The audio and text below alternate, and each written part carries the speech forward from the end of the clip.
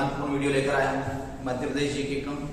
आज पढ़ाने वाला हूँ मैं मध्य प्रदेश के प्रमुख जलप्रपात। कौन सा जलप्रपात कहाँ पर है और क्या विशेषता है उसकी, ठीक है, कितने मीटर ऊंचा है और कौन सी नदी पर है। इसके क्वेश्चन कई बार परीक्षा में पूछे गए। पिछली पीएससी में भी पूछा गया था मध्य प्रदेश का सबसे ऊंचा जलप्रपात कौन सा है। इसके पहले पांडव जलप्रपात पूछा गया था पुलिस में कहाँ पर, ठीक है, राजगढ़ जलप्रपात पूछा गया। तो इस प्रकार के क्वेश्चन एग्जाम्स में लगातार पूछे जा रहे हैं। तो आज हम पढ़ेंगे मध्य प्रदेश के प्रमुख जलप्रपात। पूरे ट्रिक से याद भी करवा दूंगा मैं आपको कौन सा जलप्रपात कहाँ पर है। तो वीडियो को लास्ट तक देखना है आपको। और चैनल पर अगर आप नए हैं तो चैनल को सब्सक्राइब जरूर करें, वीडियो को ज्यादा से ज्यादा शेयर करें और वीडियो को लाइक जरूर करें। तो देखिए सबसे पहले हम बात करते हैं चंबल नदी के जलप्रपात। कौन सी नदी के जलप्रपात पढ़ेंगे हम? चंबल नदी। यहाँ से चंबल नदी का उद्गम होता है। अब चंबल नदी पर कौन कौन से जलप्रपात आते हैं नोट करते जाना। तो देखिए सबसे पहले चंबल पर जो जलप्रपात आता है, यहाँ पर एक जलप्रपात बनता है, ठीक है। चंबल पर जो जलप्रपात है उसका नाम है पाताल पानी। कौन सा जलप्रपात है? पाताल पानी। पाताल पानी, ये क्वेश्चन कई बार पूछा जाता है कि पाताल पानी जलप्रपात किस नदी पर बनता है। तो चंबल नदी पर पाताल पानी बनता है। फिर इसके बाद देखिए यहीं पर एक जलप्रपात और बनता है इंदौर में, चंबल नदी पर झाड़ी दह। कौन सा जलप्रपात है? झाड़ी दह। झाड़ी दह, झाड़ी दह जलप्रपात भी किस पर बनता है? और ये नदी है आपकी चंबल नदी। चंबल नदी पर पाताल पानी और झाड़ी दह दो महत्वपूर्ण जलप्रपात बनते हैं मध्य प्रदेश में। अब इसको ऐसे याद रख सकते हैं हम चंबल। अब देखिए चंबल ये वाला जो क्षेत्र है चंबल क्षेत्र है, यहाँ पर डाकू बहुत मिलते हैं। तो जो डाकू होते हैं अब लगभग खत्म हो गए, तो वो कहाँ चले गए? सब पाताल में चले गए, ठीक है। चंबल के डाकू कहाँ चलेगी? पाताल में। और पाताल में क्या मिलेगी आपको? झाड़ी मिलेगी। तो पाताल पानी और झाड़ीदार जलप्रपात दोनों कहाँ पर है? चंबल नदी पर, ठीक है। और दोनों कहाँ पर है? इंदौर में। अब देखिए इंदौर में एक और जलप्रपात है, इसका नाम है पिंचा फॉल। कौन सा फॉल है यहाँ पर? इंदौर में पिंचा फॉल। पिंचा फॉल कौन सी नदी पर है? तो नदी का नाम है चोरल नदी। चोरल नदी पर पिंचा फॉल है। ये भी कहां पर स्थित है? तो इंदौर जिले में स्थित है। पिंचा चोरल, तो इसको ऐसे याद रख सकते हैं। पिंचा मतलब निशान, चोट लग जाती है उसको बोलते हैं पिंचा। तो भैया चोरों ने क्या करा? पिटाई लगा दी घर मालिक की और सारा सामान चुरा के ले गए। तो मालिक के ऊपर क्या हो गया? पिंचा हो गया। पिंचा फॉल कहां पर मिलेगा आपको? चोरल नदी इंदौर में। अब देखिए इसी प्रकार से रीवा में कुछ जलप्रपात है। तो रीवा जिले के जलप्रपातों की बात करते हैं। रीवा में मध्य प्रदेश की बहुत ही महत्वपूर्ण जलप्रपात है। देखिए सबसे पहला जलप्रपात है हमारा चचाई जलप्रपात। कौन सा जलप्रपात है? चचाई। अब चचाई जलप्रपात कहां पर है आपका? रीवा में। अब देखिए चचाई जलप्रपात की बात करें तो कितने मीटर ऊंचा है? 130 मीटर ऊंचा है। चचाई जलप्रपात कहां पर है? रीवा में। और कितने मीटर ऊंचा है? 130 मीटर ऊंचा है। अब देखिए चचाई रीवा में और कौन सी नदी पर है? तो ये बिहाड़ नदी पर है। बिहाड़ नदी पर है। चचाई कौन सी नदी पर है? बिहाड़। इसके बाद देखिए यहीं पर एक जलप्रपात और है जिस बिहाड़ नदी पर ही, जिसका नाम है केवटी। केवटी जलप्रपात, क्या नाम है इसका? केवटी। केवटी जलप्रपात किस पर है? बिहाड़ नदी पर है। केवटी जलप्रपात किस नदी पर है? बिहाड़ नदी पर। और ये भी कहां पर है? तो ये भी आता है रीवा में। देखिए चचाई, केवटी, ठीक है, ये दोनों जलप्रपात कहां पर है? रीवा में। और नदी का नाम क्या है? बिहाड़। इसके बाद देखिए यहीं पर एक जलप्रपात और है जिसका नाम है विभूति। विभूति जलप्रपात, ठीक है। विभूति जलप्रपात भी कहां पर है? रीवा में। और ये जलप्रपात सेलर नदी पर है। कौन सी नदी पर है? सेलर नदी। सेलर नदी भी कहां पर है आपकी? तो रीवा में। तो देखिए विभूति जलप्रपात कौन सी नदी पर? सेलर नदी पर। और ये भी रीवा में आता है। और जो सेलर नदी है वो बिहाड़ नदी की सहायक नदी है। जो सेलर नदी है वो बिहाड़ नदी की सहायक नदी है। अब देखिए विभूति जलप्रपात है, इसकी ऊंचाई कितनी है? तो इसकी 198 मीटर ऊंचा जलप्रपात है। ये जलप्रपात मध्य प्रदेश का सबसे ऊंचा जलप्रपात है। ये कई बार पूछा गया है कि मध्य प्रदेश का सबसे ऊंचा जलप्रपात कौन सा है? तो विभूति जलप्रपात मध्य प्रदेश का सबसे ऊंचा जलप्रपात है और 198 मीटर ऊंचा है। जो कहां पर है, रीवा में और सेलर नदी पर है। और सेलर किसकी सहायक नदी है?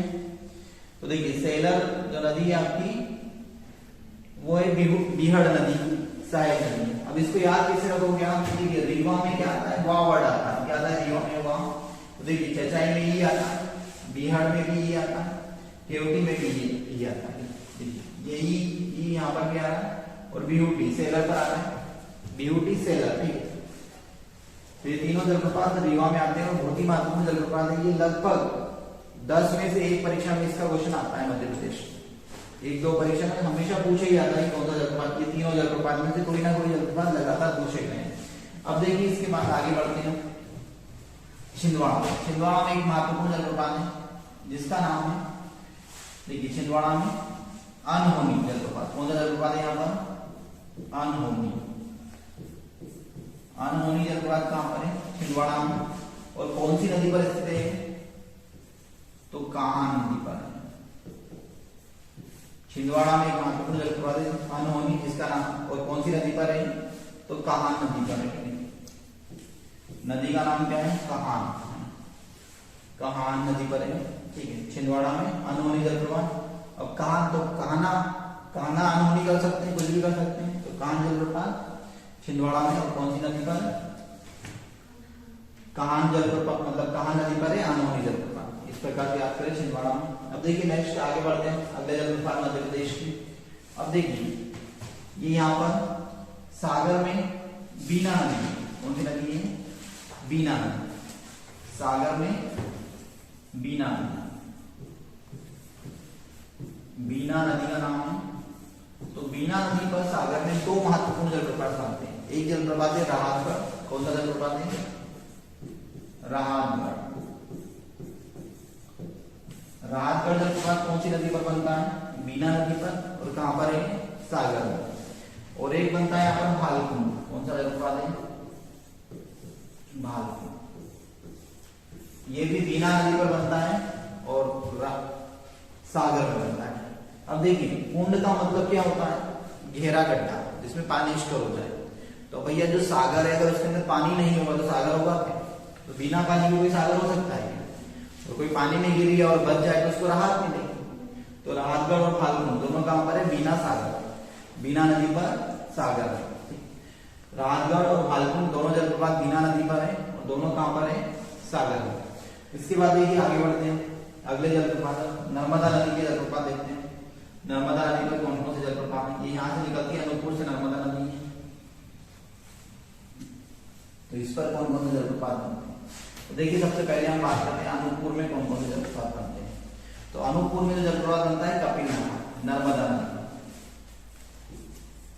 कपिल धारा। नर्मदा के जलप्रपात में धारा बढ़ जाता है। कपिल धारा नर्मदा नदी पर, अनूपपुर जिले का नाम भी नोट कर देना। कपिल धारा नर्मदा नदी पर, अनूपपुर में। ठीक है, फिर यहीं पर बनता है दुग्धधारा। दुग्धधारा भी कहां पर है? अनूपपुर। कपिल धारा और दुग्धधारा दोनों जलप्रपात कहां पर है? अनूपपुर में और नर्मदा नदी पर। और यहीं पर है दुर्गा धारा। और क्या है यहाँ पर? दुर्गा धारा। दुर्गा धारा भी किस पर है? नर्मदा पर और अनूपपुर। इसके बाद जबलपुर आते हैं। तो जबलपुर में एक जलप्रपात बनता है हमारा धुआं धारा। क्या बनता है? धुआं। धुआंधार कहां बन रहा है? जबलपुर में। और कौन सी नदी पर है? तो नर्मदा नदी। धुआंधार जबलपुर में, नर्मदा नदी पर। अब देखिए हांडिया और बड़वाहा के बीच में यहाँ पर एक जलप्रपात बनता है जिसका नाम है दर्दी। कौन सा जलप्रपात है? दर्दी जलप्रपात। ये भी नर्मदा पर, हांडिया और बड़वाहा के बीच में। हांडिया और बड़वाहा के बीच में दर्दी जलप्रपात बनता है। इसके बाद देखिए खरगोन में सहस्त्रधारा जलप्रपात बनता है। कौन सा है खरगोन में? सहस्त्रधारा। सहस्त्रधारा कहां पर है? महेश्वर खरगोन में आता है। सहस्त्रधारा जलप्रपात महेश्वर खरगोन में। सहस्त्रधारा जलप्रपात कहां बन रहा है आपका? महेश्वर खरगोन में। देखिए सारी धाराएं नर्मदा पर, अब जब धार चलती है तो दर्द होता है, तो दर्दी भी नर्मदा। कपिल धारा, दुर्ग धारा, दुर्गा धारा, धुआंधारा, सहस्त्रधारा, ठीक है, और दर्द, ये सारी धाराएं कौन सी नदी पर बन रही है? ये नदी का नाम है नर्मदा। तो नर्मदा नदी के सारे जल, सारी धाराएं नर्मदा पर, और जब धारा चलती है, धार चलती है तो दर्द होता है, तो दर्दी भी किस पर है? नर्मदा। ये नोट करते हैं और इसका स्क्रीनशॉट लेते हैं। इसके बाद देखिए आगे बढ़ते हैं, अगले जलप्रपात है हमारे। अब देखिए देवास और सीहोर दोनों के बीच में, ठीक है, खिवनी अभ्यारण्य में जलप्रपात बनता है। देवास सीहोर खिवनी अभ्यारण्य, खिवनी, जिसका नाम है संकल्प। कौन सा जलप्रपात है यहाँ पर? संकल्प। कौन सा जलप्रपात है यहाँ पर? संकल्प। संकल्प जलप्रपात देखिए देवास और सीहोर दोनों के बीच में कौन सी नदी पर? तो जामनेर नदी पर बनता है। नदी का नाम है जामनेर। जामनेर नदी पर संकल्प जलप्रपात बनता है। देवास और सीहोर दोनों जिले में आता है, क्योंकि खिवनी अभ्यारण्य है, ठीक है। देवास सीहोर खिवनी अभ्यारण्य लिख लेना, संकल्प जलप्रपात जामनेर नदी पर देवास और सीहोर में बनता है। इसके बाद देखिए सिरोमणि नदी से एक नदी का उद्गम होता है, जिसका नाम है आपका सिंध नदी। ये सिंध नदी है। कौन सी नदी है? सिंध। देखिए सिंध नदी पर कौन कौन से जलप्रपात बनते हैं? सिंध के जलप्रपात की बात करते हैं तो देखिए शिवपुरी में बनता है पावा जलप्रपात। कौन सा जलप्रपात बनता है? ये सिंध नदी है। नदी का नाम क्या है इसका? सिंध नदी। ये नदी है आपकी सिंध, ठीक है। और सिंध नदी पर कौन कौन से जलप्रपात बन रहे हैं? तो पहला कौन सा है आपका? पावा जलप्रपात सिंध पर। अब देखिए पावा, इसके बाद यहीं पर है सिंध पर भूरा। भूरा कौन सा है यहाँ पर? भूरा। सिंध पर पावा और भूरा। तो देखिए सिंध नदी पर पावा तो शिवपुरी में आती है, ठीक है। तो शिवपुरी में पावा और भूरा, ठीक है। तो देखिए शिव क्या आते हैं? शिव को पाने के लिए लोग क्या करते हैं? कुछ भी भूरा लगा लेते चेहरे पर, कुछ भी राख वगैरह लगा लेते, तो भूरा करते हैं सब, ठीक है। शिव की तरह रूप ले लेते हैं। तो शिव को पाने के लिए कर रहे हैं, तो पावा और भूरा को दोनों कहां पर है? सिंध और शिवपुरी में आते हैं। फिर इसके बाद देखिए यहाँ पर आता है सनकुआ, ठीक। दतिया में कौन सा जलप्रपात है? सनकुआ जलप्रपात। दतिया में कौन सा जलप्रपात है? सनकुआ। सनकुआ कहां पर है? दतिया, ठीक। सनकुआ सिंध नदी पर और दतिया में जलप्रपात। सनकुआ जलप्रपात कहां पर है? दतिया में। और कौन सी नदी पर है? तो सिंध नदी पर। अब देखिए इसके बाद पन्ना की बात करते हैं। पन्ना में कौन कौन से जलप्रपात है? तो पन्ना में पांडव जलप्रपात। कौन सा है पन्ना में? पांडव। पांडव जलप्रपात कहां पर है? पन्ना में। और कौन सी नदी पर है? तो केन नदी पर। पांडव जलप्रपात कहां पर बनता है आपका? केन नदी पर और पन्ना में। तो पन्ना हीरे मिलते हैं, पन्ना हीरा डायमंड सिटी कहते हैं। तो केन होना मतलब धोखाधड़ी होना। तो पांडवों के साथ हीरो के लिए धोखाधड़ी होगी, तो पांडव जलप्रपात किस में मिलेगा? केन नदी पर और पन्ना, ठीक। अब इसके बाद देखिए आगे बढ़ते हैं, अगले जलप्रपात देखिए। तब तक वीडियो को शेयर कर दें जरूर आप, और चैनल पर नए हैं तो चैनल को सब्सक्राइब जरूर करें। अब देखिए अगला आता है हमारा नर्मदापुरम या होशंगाबाद के जलप्रपात। कहाँ के जलप्रपात पढ़ेंगे हम? नर्मदापुरम या होशंगाबाद के जलप्रपात, ठीक। होशंगाबाद का नाम क्या हो गया है? नर्मदा। तो देखिए यहाँ पर पहाड़ से पानी गिरने से जलप्रपात बनते हैं। तो अब देखिए पंचमढ़ी में बनते हैं सारे जलप्रपात। तो पंचमढ़ी जो है ना, पंचमढ़ी को पर्यटकों का स्वर्ग कहते हैं। क्या कहते हैं? पंचमढ़ी को पर्यटकों का स्वर्ग। अब देखिए यहाँ की जलप्रपात कैसे याद रखना है? पर्यटकों का स्वर्ग क्या है? पंचमढ़ी। अब स्वर्ग में कौन रहेगी? तो अप्सरा रहेगी। कौन रहेगी स्वर्ग में? अप्सरा। तो अप्सरा जलप्रपात कहाँ बनता है? पंचमढ़ी। स्वर्ग में कौन रहेगी? अप्सरा। अब देखिए अप्सरा क्या पहनती है? तो सोना चांदी पहनती है। तो चांदी को क्या कहते हैं? रजत। तो रजत जलप्रपात भी कहां पर है? पंचमढ़ी, ठीक। अप्सरा कहां रहती है? स्वर्ग में। तो पंचमढ़ी को क्या कहते हैं? पर्यटकों का स्वर्ग। तो अप्सरा कहां रहेगी? स्वर्ग में। तो अप्सरा जलप्रपात हो गया। और क्या पहनेगी वो? रजत। तो रजत जल प्रपात में हो गया। ठीक है, तो देखिए अप्सरा रजत हो गया, फिर इसके बाद अप्सरा रजत D4, कौन सा फॉल है यहाँ पर B4। अब इंग्लिश में अगर हम बी की बात करें, बी मतलब क्या, मधुमक्खी। अब मधुमक्खी इंग्लिश में समझना, मधुमक्खी ने किसको काट लिया, अप्सरा। मधुमक्खी ने किसको काटा, अप्सरा।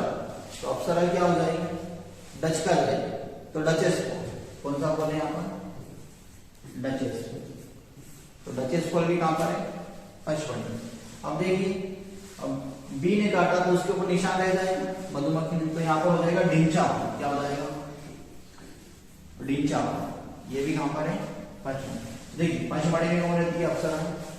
तो भैया अप्सरा फॉल हो गया, और फिर रजत फॉल हो गया। यहीं पर क्या पहले की रजत, तो रजत फॉल हो गया। किसने काटा, बी ने, तो बी फॉल हो गया। और क्या हो गई, वो गिर गई तो डच का गई, तो डचेस फॉल। और उसके ऊपर क्या हो गया, डिंचा हो गया, तो डिंचा हो गया। ये सारे फॉल कहाँ हो गए, पंचमढ़ी में। पंचमढ़ी के इतने सारे फॉल। ठीक, अप्सरा रजत बी डचेस हो